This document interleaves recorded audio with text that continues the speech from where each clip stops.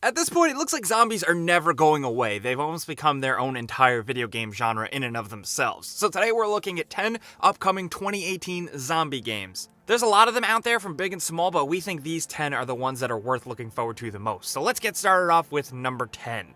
Dead Matter is a zombie game that's been in the works for quite a while and just recently had a pretty successful Kickstarter campaign. Raising hundreds of thousands of dollars, the people behind this game have put it towards a immersive sandbox survival horror game in a post-apocalyptic world where other players you encounter are also trying to survive. Now look, if you've heard that before, I don't blame you. There's a lot of games out there that are like that. But what's interesting about Dead Matter is just the work behind it seems really high quality and focused with lots of procedural systems and metagame systems going on, from how the world changes and adapts to how the loot economy works. And what I'm most interested about is that they keep talking up how the game will cater to different play styles, so it's not really just a run and gun shooter. The game is apparently going to be designed from the ground up to really emphasize how you want to play, whether it's stealthy or violent. And since it's also got survival and PvP elements, there's probably a lot to keep you busy, not to mention the fact that it's actually based off of Alberta, Canada.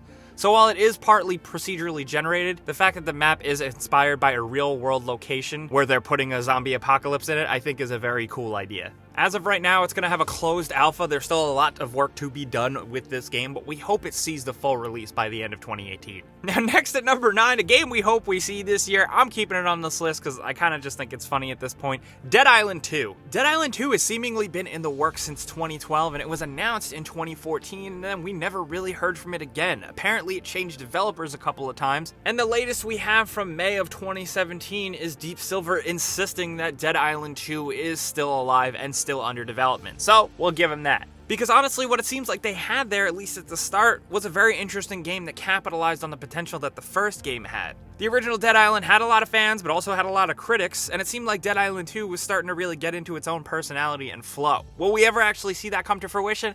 I don't know, but for some reason, I don't know, maybe it's because I hate myself, I'm still holding out hope for this game, so we'll see. But at number 8, speaking of Dead Island 2, let's talk about Dying Light 2. Dying Light 2 isn't actually technically announced at the time of making this video, but it seems very much like it's going to be a thing. The people behind it, Techland, have alluded to a Dying Light 2 before they accidentally actually slipped up saying the words Dying Light 2 in an interview in reference to the original game. Not only that, but that studio is working on 2 games right now. One is a fantasy RPG, and the other one sounds like it very much could be a Dying Light 2. Not to mention that, but couple it with the fact that they have been supporting the original Dying Light up until now, maybe as a way to really keep the hype and excitement for the series going, so that when they do announce a new one, it won't exactly be a flash in the pan. Will it actually hit a 2018 release date? I'm getting a little gutsy here, I'm not sure, but I really hope it does, because the original Dying Light was one of the best zombie games I've ever played. But next, coming in at number 7, we have Telltale's The Walking Dead, the final season. This is apparently going to drop from Telltale in the second quarter of 2018,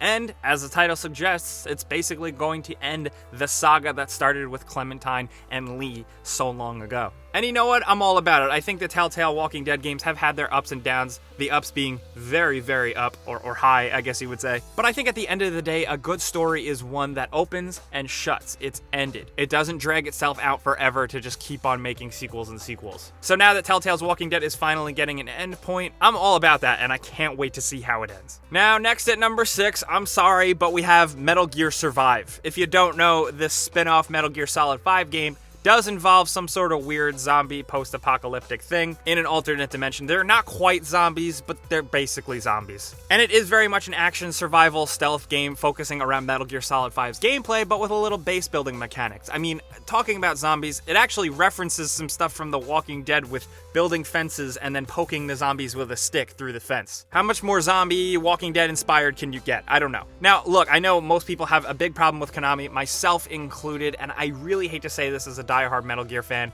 but this game at least looks fun and playable. I still don't know if I'm going to support Konami, but that's a whole nother video. If you want to kill zombies and you like Metal Gear Solid 5's gameplay, maybe you'll be into this. Now, next at number 5, we have Daymare, 1998. This one caught me by surprise when I was doing research for this video. I don't know how I missed this, but this game looks damn incredible. It's basically inspired by the early days of Resident Evil 1 and 2. It's also apparently going to have lots of callbacks and references and just inspiration from late 80s, early 90s nostalgia, and I think that's a very interesting place to put a game, especially a zombie game. This one is third person over the shoulder, a little bit more Resident Evil 4 style, but it looks incredible. It looks buttery smooth from the gameplay we've seen, and I am genuinely intrigued because this looks like a pretty high quality title with some good people behind it. Will it actually live up to the hype, especially with the fact that it is kind of being talked up as a Resident Evil spiritual successor? We've heard that before, we've seen that with a lot of games, but only the best ones really stand out. And I'm hoping Daymare 1998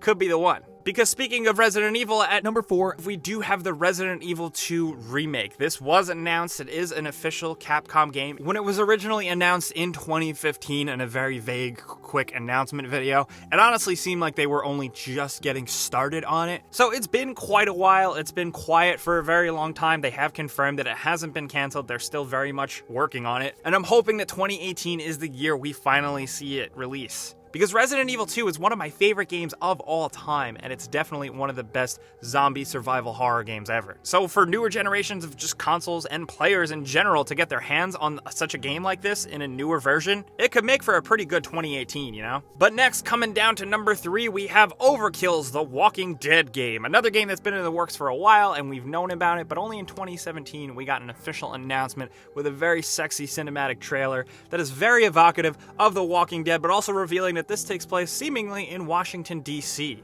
Apparently the game is going to be character focused with different characters you can choose between, and they each have their own individual skill trees you can work through, and knowing that it's from Overkill, the people behind stuff like Payday, you know this could very much be a competent and fun game focused around killing zombies. Where the actual Walking Dead vibe will come in, you know, just that Walking Dead touch, I don't know for sure yet, but I'm holding on to hope that this can be a good, competent zombie shooter while also retaining some actual Walking Dead DNA. But we'll have to wait and see. Now coming down to number 2, we have State of Decay 2. This is dropping in 2018 for PC and Xbox One, and it's a follow-up to State of Decay, which was a surprise game, I'm not gonna lie. I did not expect it to be as good as it was. Considering the way it looked, it was actually a very fun sandbox survival, yet very single-player driven game. The way State of Decay works is that it's very focused on actual community. You're not just like a sole character player. It's really about the base of survivors that you're building up. So if one person dies, you immediately start playing as someone else. It's actually a very good and addictive gameplay loop, and it seems like they're going to really hone in on it with State of Decay 2, with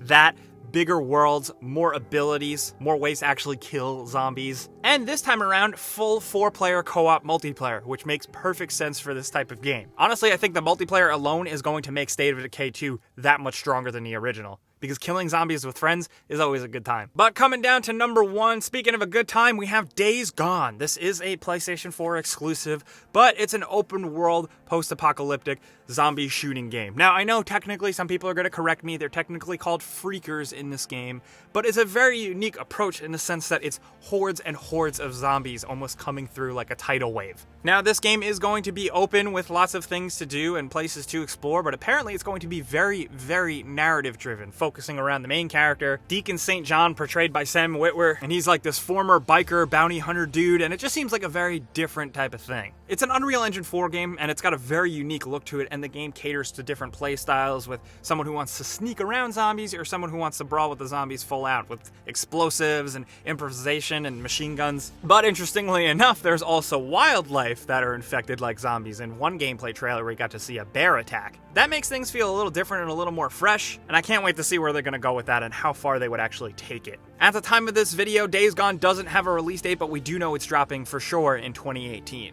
Oh, and before we go, just as a bonus, we did want to mention The Last of Us 2. It could be 2018, but it could very well be pushed to 2019, and it's not totally a zombie game. Look, I know they're not technically zombies. They're clickers infected by the cordyceps virus, but still, I think it's worth just at least mentioning. And many of you probably would have asked, so we hope we see it in 2018. But those are the zombie games that we think are worth paying attention to in 2018. Like I said at the start of the video, there are a lot more out there, so we want to hear from you guys down in the comments what zombie games you're going to be getting your hands on if you haven't already. If you got your own personal top 5 zombie games, let us know. If you like this video and maybe you learned about a couple new games, clicking the like button does help us out and we really appreciate it. But if you are new, subscribing is a good idea because you're going to join a 4 million strong army and we put out videos every single day. But as always, thanks for watching and we'll see you guys next time.